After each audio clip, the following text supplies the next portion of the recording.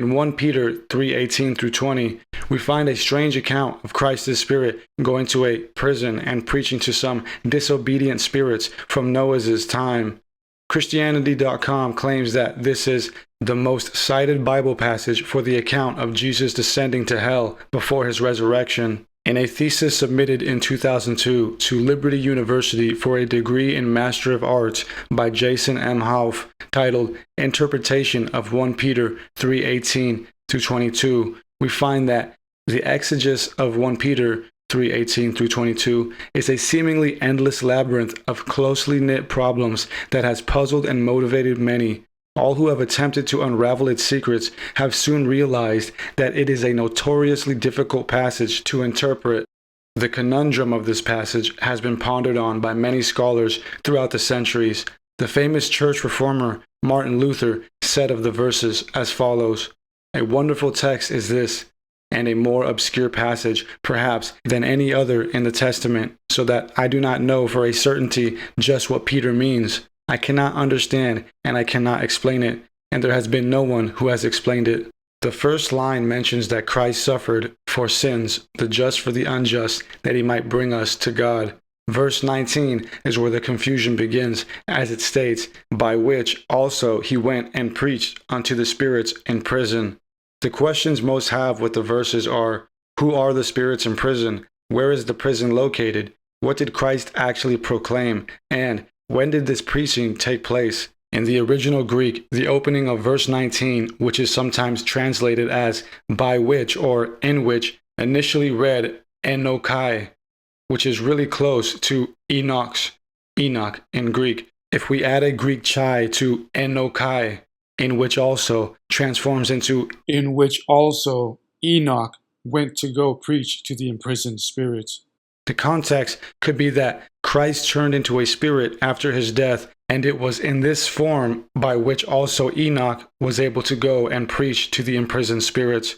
The emendation or replacement of words was noticed as far back as the 1700s. William Boyer was the first scholar to translate the original Greek manuscript words from 1 Peter from Christ to Enoch.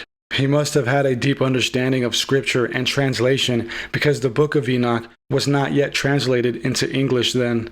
It was barely being found in Ethiopia around that time by explorer James Bruce. A few 20th century scholars would follow Boyer's thinking. J.R. Harris, biblical scholar, in his 1891 essay for Expositor, a further note on the use of Enoch in 1 Peter, wrote, "These imprisoned spirits are the angels who sinned with mortal woman, for whose offense and its punishment the book of Enoch is our prime authority. The very large language used in Enoch for their place of punishment, this place is the prison of angels, is in close correspondence with the Petrine expression. Perhaps after all the difficulty really arises from the fact that the subject of the word Enoch has dropped out of the text, and that the real person who made proclamation to the spirits in prison is not Christ, but Enoch himself." The reason Enoch would fit into this passage is because the story of Enoch, as told in the apocryphal book of Enoch, is all about him being visited by the archangels, being shown secrets of life, death, and God, and being given the responsibility of visiting the fallen angels in their prison to read them the sentence of their crimes.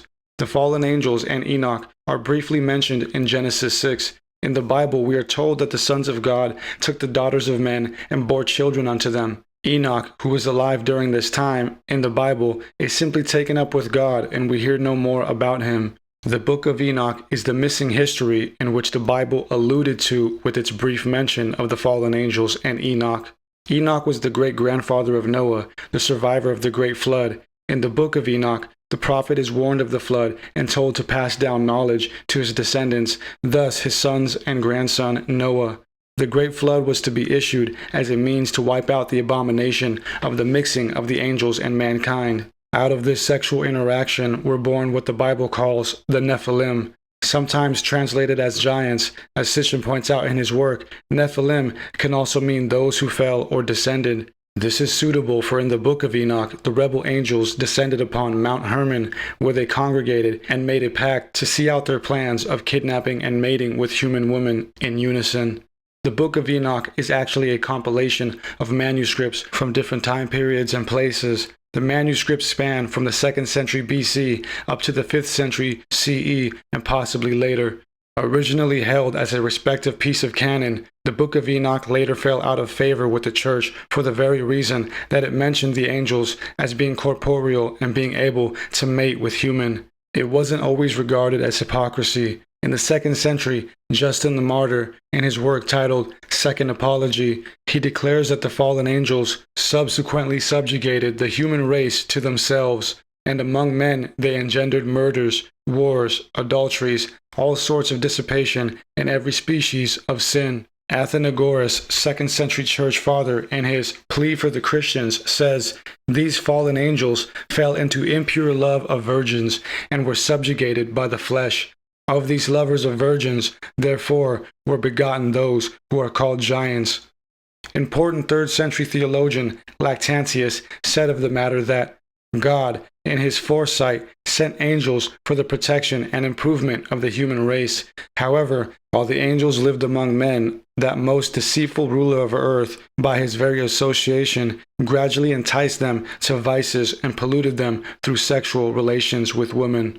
The church would later become upset at the Book of Enoch and its implications with the fact that angels might have been physical beings.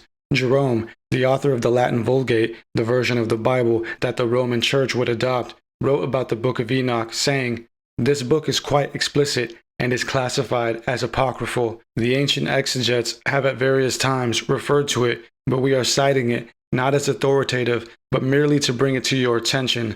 Do you detect the source of the teachings of Manichaeus the ignorant?"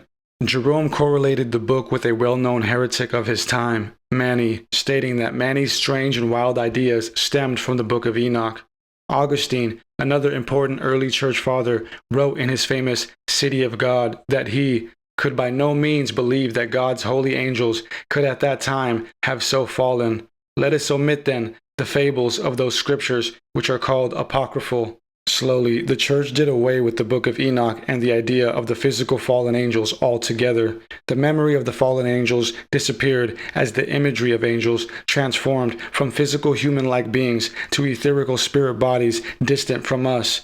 These fallen angels could only belong to the group of beings that our ancient Mesopotamian ancestors knew as Anunnaki.